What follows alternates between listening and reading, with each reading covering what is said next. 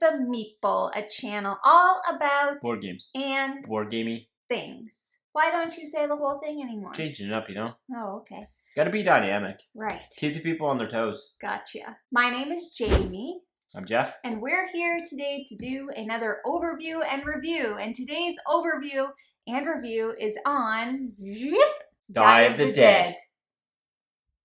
I wish we could do that every time. Me too. And this is from Radical 8 Games. Designed by James Allen and Mark Stockton Pitt. This game was sent to us for review from Radical 8, so thank you to Radical 8 for sending us this game for review. So as per usual, we're going to give you just a brief overview about the game, and then we're going to dive right into our review. What is Die of the Dead? It's time to set up the altar and cook the food, light the candles and incense, hang the decorations, and don't forget the flowers. It's Dia de Muertos, the holiday when the souls of the deceased return to the world of the living to reunite with their families in a celebration that has no borders. The Day of the Dead honors the memory of the dead and allows the living to show them that they have not been forgotten. So be the first to guide souls back to the land of the living. Die of the Dead is a Dia de Muertos themed dice game in which players play the role of friendly spirits guiding souls back to the land of the living. Neat gameplay combining elements of dice, memory, and tactics in a race to the land of the living. That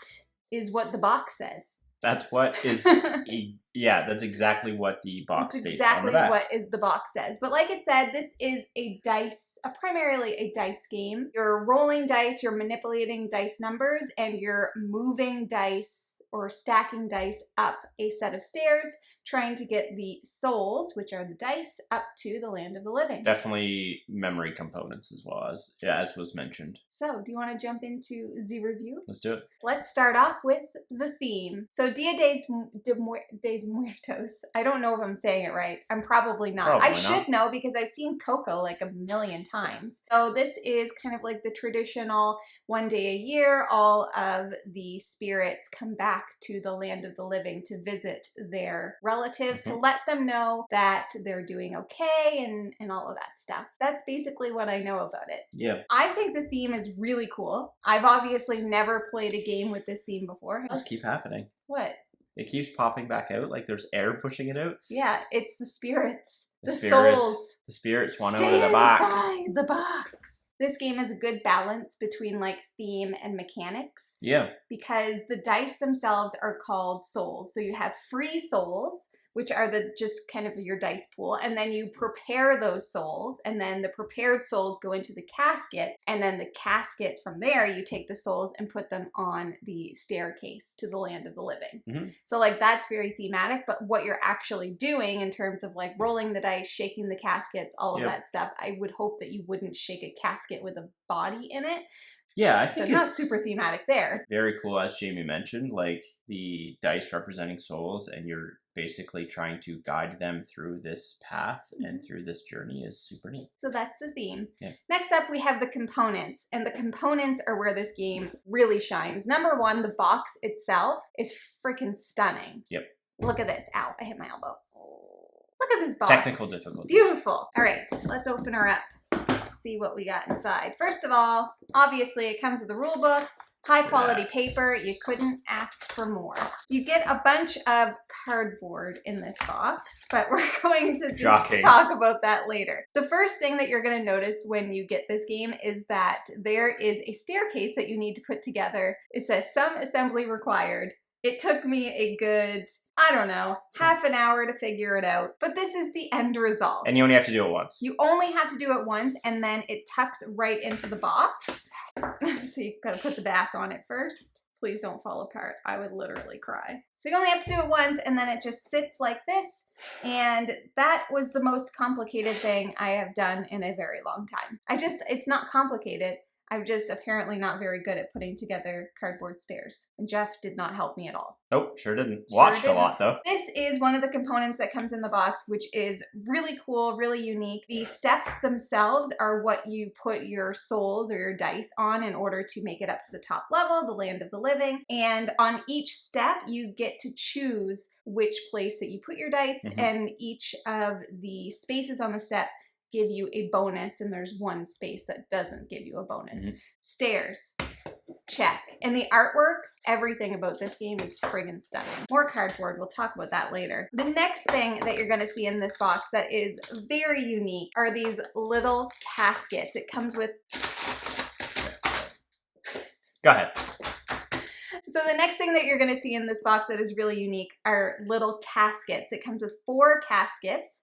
On one side, you've got your skull all decked out, and then lid, they come apart. 4 little caskets, which is really, really cool. Yeah, they're really cool. Beautiful. That's the next thing that you get in the box, and the caskets actually have a function. So you put dice in the caskets, and that's how you roll. You don't do any hand rolling, you do dice rolling by shaking the casket, opening it up, and then seeing what's inside. Next, you get a crap ton of dice. There are 75 dice that come with this game. There are, I think this game plays up to 5 players, so 2 to 5 players. So there's 5 different color player dice: blue, red, yellow, white, and black. The yellow are neon, and that's a lot of fun. Are they? Yeah. I just think they're really bright yellow. I don't think they're neon. What do you think neon is? Doesn't really neon bright mean yellow. like they glow in the dark? And then you also get special dice. So each player dice gets 3 special dice that have little skulls on 2 of the sides. And those are beautiful also. But they're just like your standard D6s. They're, you know, the quality of a standard D6, but the special die, the skulls on them, the artwork is amazing. Anyways, this is a very textile game. Like, you're Yes. rolling dice constantly, you're manipulating dice constantly. You're shaking caskets. Yeah. Like I said, it also comes with a bunch of cardboard bits and bobs. It comes with 4 of these bad boys, which this basically just outlines your turn. So there's 4 different options that you get. These lay under each of the caskets. The caskets themselves are always moving throughout the game, but these stay in place, but it just kind of outlines what you're able to do on your turn. There's a front side and a back side. The only difference is the front side has what you can do written out, whereas the back side's just iconography. Then you get another 4 cardboard tokeny McThingies, and these outline all of the bonus effects that you can get, which come as these little circle tokens. Each of these also are double-sided. There's an A side and the B side, and each side is something different. The B side's a bit more advanced versus the A side. So, and when you land on one of the steps that give you a bonus, or some of the turns will allow you to take a bonus token, this just describes what that does. And the cardboard is very good quality. It's super thick. The art's amazing, and they're all like perforated, like scalloped edges. It's very nice.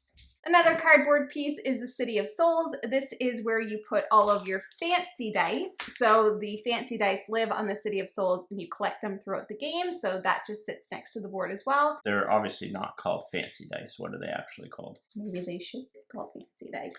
Power souls? Power souls. So these dice are called your power souls. So you put those on the City of Souls, which once again, just a piece of cardboard with amazing art. This whole game, amazing art. And then the very last thing that you get are your player boards. Of course, there's 5 player boards that correspond with the color of the player dice. So you have your basic side, which they recommend for your first game, or maybe if you're playing with kids, you'd want to play on the basic side. And then on the flip side, there is a more advanced version, which has a few special abilities. One thing you get at the start of the game, and one is a recurring effect. Yeah, I wouldn't say the advanced version is overly complicated, though. No, definitely not.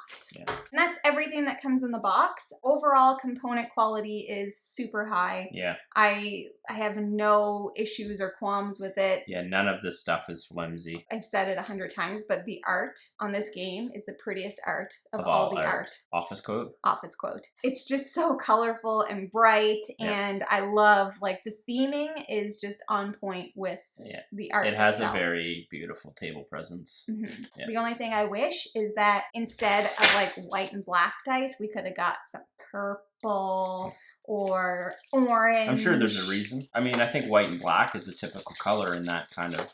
Well, yeah, that's like what the skulls are and stuff, but like, there's no purple dice. Is that in your critique? It's gonna be. Do you love the art? Yes. Is it the prettiest art of all the art? It's interesting because, like, I don't normally really care about that. a ton. I'm more of a mechanics thing, but yeah, You're a mechanics thing for sure. But yeah, this is beautiful on the table. I like when Jamie had it all set up. I was like, oh wow, this is insane. Like when you have all the coffins set up next to each other, all the dice laid out, and then the cool stairwell. Like beautiful. So next up is the rules. So I read the rule book. You didn't. I taught this game to you in like 5 minutes, I would say. Yeah, I would say 5 to 10 minutes. Yeah, it's very simple. The rule book outlines everything very, very clearly. It has references for you. It has set up how to play. And then, of course, what I love is they give you actual examples underneath the how to play. So it's like, here's how this casket works, and here's an example of a situation that might come up. There aren't a lot of how to play videos on this game yet. It's definitely kind of lacking, and the ones that I found I didn't find very helpful. But if you're concerned about that, the book took me like 10 minutes to read, 10 minutes to teach, and it was super simple. Yeah, I was going to say the level of entry on this game is very low. They've done a really good job at making sure everything's kind of outlined on components. Like she mentioned, you can either read the text version and have that, and it tells you exactly what you do with that coffin. They've definitely taken into consideration and make sure this game is easy to learn and play. Like there's no reference cards, but you honestly do not need them because everything's laid out. They're on the components, like the... Yeah. Obviously, we played this as a 2-player game, so there are specific rules for 2-player only. Essentially, you add in a ghost player that just plays as a third person. So that was the only tricky part that wasn't even tricky. It's just remembering like, oh, my turn is done. I need to make sure I prepare a soul for the ghost player. And the ghost player actually can win the game. So that's kind of cool. They have the 2-player game rules listed right on the back. So I just laid that right next to me. That was no problem. Once you get going, you don't really need to look at it. Yeah, I think it's neat that they added that the Automa ghost player, or whatever you want to call it, could actually win the game. Without that, I don't think you could play this at 2 players. It wouldn't be as fun. It wouldn't be as good. I'm glad they added it. And it's very simple. Moving into gameplay and replayability, we played this game both with the basic version and with the flip side advanced version with the player powers. And we've only played this game at 2 players. Yes. It was fun. Yeah, I think we both enjoyed it thoroughly. It's got a lot going on in terms of player abilities, dice abilities, coffin movement, because the coffins move, and you have to remember what dice you have in what coffins, because the coffins are constantly moving. That's where the memory comes in, and you're shifting dice around because you want to get your power souls into your dice pool. A lot going on in a game that doesn't seem like it would have a lot going on. Yeah, definitely, because every time you get one of those bonus tokens, so I kept picking up ones that before Jeff picked after Jeff picked a casket, I could put a dice in it. So if I knew that he was going to roll that and I was like, oh, I might be able to ascend one of my dice, I was able to spend that token, put a dice in the casket. The biggest thing with this gameplay that I thought was the coolest thing is that casket movement. So it's kind of like they're on a conveyor belt, and there's a few different of the turns you can do where if you roll a 1, you actually move the caskets 1 over. So if you don't remember where you've put your die, and as they continue to start rolling, you're like, I have no idea. And there was twice in a row that I was like, I'm going to do this one. So you pick an action and then you use that specific casket. And I completely forgot that the casket was empty. I was like, I don't think this one's empty. And I picked it up and it was empty. And then I did it again, like the next turn, because I didn't realize that they moved. So pay attention when you play this game. Attention is key. When Jamie says ascend, that means to move a dice up this stairwell. Each slot that a casket can be in has its own unique ability, and there's some really cool things. Like one section allows you to actually remove souls, I guess. So if it's in that slot and you take that action, you can actually roll it and then remove opponent's dice if they're doubles from that casket. So it's a really cool kind of take that E-esque type trigger for one of the casket slots. So there was a lot going on that I really, really enjoyed about this game. Yeah, and one thing we didn't mention, with each action that you choose, you get a primary action and then a secondary action. So each turn has 2 steps. So it's like usually one of the steps is going to be to shake up the casket, and then the other one is going to be something different, whether that's collect a bonus, ascend one of your die, remove doubles. Very simple. You're doing one, maximum two things each turn, and then passing. It's very quick, very fast. Yeah. A lot going on, and that's where that memory element comes in, and you're like, oh my goodness, like you have 4 caskets with possibly all of your dice in all of them, and a lot of the time it has to come down to who's got more dice in a casket. Not only do you need to remember what you have in each casket, you kind of have to remember how many you have versus your opponent. Yeah, and those power souls that we were talking about before that have the skulls on them, those are like wild die, so you can make that any number that you want.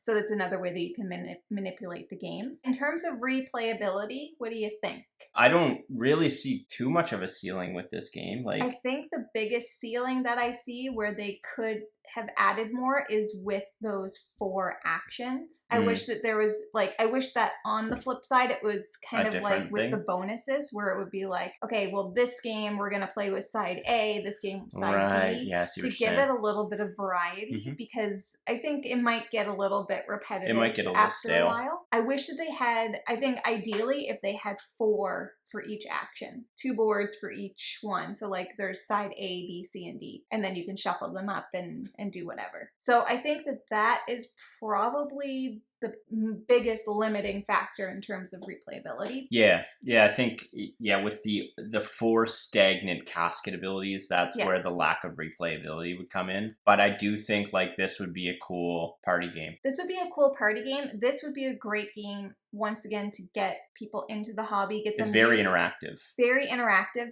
to get them used to dice manipulation a little bit, or push your luck and memory. Like there's a lot of those mechanics in here that I think would be really good for new gamers. Yeah, I think this game would get insanely chaotic and fun at a higher player count. Yeah, I'd love to play it at 5. Man, like you'd be rolling dice and manipulating. And there'd be so many dice in the caskets. Oh yeah, this is definitely something I want to try at a higher player count. But it still plays incredibly well at 2. Yeah, because of that ghost player. So basically how the ghost player works is every time someone ends their turn, the ghost player has a pool of dice. You prepare one of their souls and you go again. The next time you prepare another one, you go again. Anytime there's 2 prepared souls on the ghost player board, they get put into casket 1. You shake it up. If there's 1, you move it. So that's how their dice get added into the caskets, and their dice can go up the steps, they can ascend, their dice can be removed, they can be added. So they're essentially just like a third player.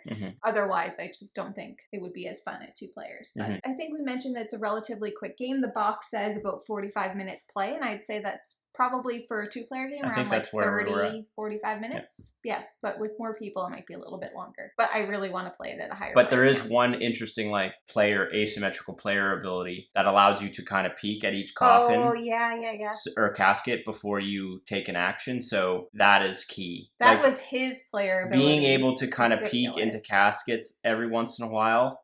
Chef's kiss. Yeah, I think like the basic side of the player boards is fine, but to play with the advanced side where like Jeff said, his thing was that he could peek into the casket, so he knew what was getting rolled when I had no idea. And then mine was that I could remove dice from stairs, so I would be able to add more dice to my pool and continue on above That's a higher a good die. thing we probably didn't mention. When they ascend onto the stairs, they stay on the stairs. They stay on the stairs. They don't come back to your player pool. So there is that constant kind of filtering of losing your dice from your dice pool. And Jamie's asymmetrical ability was that she could actually pull those back into her dice pool. So while she'd not have losing more. my space on the steps. While not losing her space. While the first play was really good to learn kind of how it all worked. Yeah. Definitely played way better with the player abilities. Definitely. Yeah. So let's move into some critiques. I think for me, the one that I've already mentioned with the replayability, and I wish that there was more actions that you could choose from, like to kind of give the game a little bit of variety. A little bit more life. Yeah, I'd say that's probably Longevity. my biggest critique. Another one that I heard when I was watching some videos that I didn't notice an issue with, but I do wonder with more players, that the caskets are quite small, and when you're shaking them, if they wouldn't shake up as well if there was a lot of dice in them. Definitely wouldn't. Because we were only playing with the two of us and the ghost player, so it wasn't really an issue. But at 5, I could see that maybe being a problem because they're quite small. They would almost maybe need to decrease the die size a little bit. Yeah, that's a fair point, I think, actually, now that I hadn't heard that, but after having played and knowing how many dice can get put into one of those, fair point. Yep. The only critique I have, I think Jamie mentioned, I do actually now, having her talk through it, the replayability thing, that is 100% accurate. 2, I didn't put it together, but I do think that the putting together the stairs could frustrate a lot of people. However, I will caveat that with, you only have to do it once. You only have to do it once. So be mindful of that. But seeing your kind of like, not that you were stressed, but you're like, oh my God. I was like, I'm never going to get And some people might just be able to just do it and whatever. But other than that, like, there's some luck element to it. So if you don't like that, then, you know, this might not be for you because, again, you're throwing die into a casket and you're rolling it. If you don't get the die results, you're not going to be successful. And so there is that element of chance involved with this game. So if that's not your mechanic, this isn't for you. Yeah, and I think that really there's only one action that actually allows you to manipulate the die, with the exception of the skull face that lets you choose what number it is. So there is what I'm trying to say is there's a lot of luck. Like, there's not a lot of powers or opportunity for you to be like, well, I'm actually going to make this, and I'm going to turn your dice into this. There's one bonus that allows you to increase your die or decrease it by 1. And that's pretty much it. So I think in terms of critique, that's kind of where we are. Yeah, if you don't like dice rolling. No. This isn't a heavy strategic game. No. There's some strategy to it, but it's just a lot of luck. And go into this game knowing that this game is just for fun. You're going to be having rolling dice and moving up steps. And if you're looking for heavy strategy as well, this isn't it. And then final thoughts. So final thoughts are, I think this game is fun. I do agree with Jeff. I think that this would actually, I didn't even think about it, but this would be great to pull out at a party. A party for gamers, like maybe not so non-gamers who just like to play. I think it would, or whatever. I think it would depend on the people around. Like, I constantly keep thinking of, like, this game would look great if you're at a party where, like, some people like might be like mingling and chatting, and I don't know, I could see this being set up on a table. People come over and they're like, what's this? And you're like, oh, this is this game, like, and grabbing 3 or 4 people that look at it and see it and want to play it, and then playing it while other people are just around partying or whatever. But I don't know why I keep going to that, but like the table presence of this game it's beautiful. Is amazing, and it would draw people in, and then you would see a bunch of people rolling dice and probably laughing and be like, because it's like, shaking the caskets is really It's fun. a really fun game. It's a really, like, involved game. Kind of like similar to Camel Up, in my opinion. Yeah. You know, we're interacting with each other, like, constantly and laughing and just really having a good experience with the game. Yeah, because there is that moment when you're like, you shake up the casket and then you lift up the lid to see what's in there. And I don't know. It's a lot of fun. And we love games that are a lot of fun. Yeah. My first impression when I saw the box was, again, like, I knew it was going to be a pretty game. Yeah. I wasn't sure. I wasn't expecting, I wasn't expecting to enjoy it as much. Even when it was set up and I saw, I was like, this is a beautiful game. But I knew a little bit of how the mechanics worked. And I was like, I don't know if this is going to really hit home for me. And it did. Like, it really did. But again, I think it's because I took that angle of, like, this is an experience, much like Camel Up for us, and I'm just going to enjoy the experience. Exactly. And that's this game is perfect for that. Any other final thoughts for you on Die of the Dead? No. This game is available right now on the Radical 8 website, so that will be linked below if it's something that you're interested in. I haven't seen it retail, but that doesn't mean that it isn't. So that is our thoughts on Die of the Dead from Radical 8 Games. Wanted to say thank you to Radical 8 for sending us this copy of the game for review. Really enjoyed it. Yes, thank you so much. Like I already said, if you're looking for this game, check the Radical 8 website. If you're looking for other board games, check your friendly local gaming store. For us here in Halifax, it is the Boardroom Game Cafe. You can find all of their information right here. On Barrington? On Barrington Street. You can find them on Barrington Street as well as down below. Gotcha. We thank you so so much for watching. If you like what you see, please consider subscribing to us here at Foster the Meeple by clicking the little subscribe button down below. Feel free to join us on our Discord, which is lit. Bumpin'. It's bumping. We love it. All that information's down below. We also have a Patreon. That information's down below. And you can also follow us on social media. We are at Foster the Meeple on Instagram and Twitter, so follow us on there too. There's so many places that Indeed. you can connect with us. It's Yeah. very exciting. Yes. We thank you so much for watching. We hope to see you again soon. And now we say later days. Later days. Later days.